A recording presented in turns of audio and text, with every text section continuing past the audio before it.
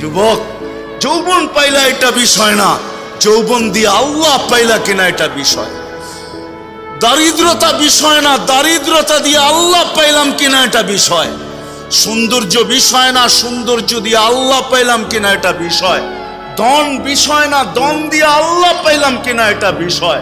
যে আল্লাহ পাইল ধন দিয়া, হায় হায় আবু বকর ওই মজা, ওই মজা, ওই দিনের মজা আবু বকরকে জিজ্ঞাসা করেন, দুনিয়ার কেউ বলতে পারবে না ওই দিনের মজাটাই কি ছিল। যেদিন আল্লাহ রসুল জিজ্ঞাসা করছে আবু বকর বাড়িতে কি আছে, আল্লাহু ওয়া রাসূলুহু, আল্লাহর রসুল আছে আর বাড়িতে কিছু নাই। ওই দিনের মজা আবু বকরই জানে কি মজা ছিল।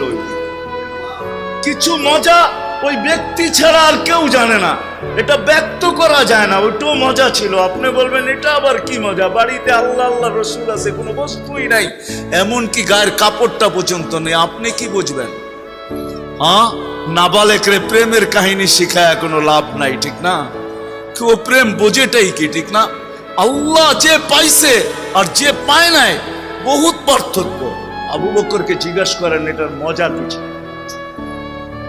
মজা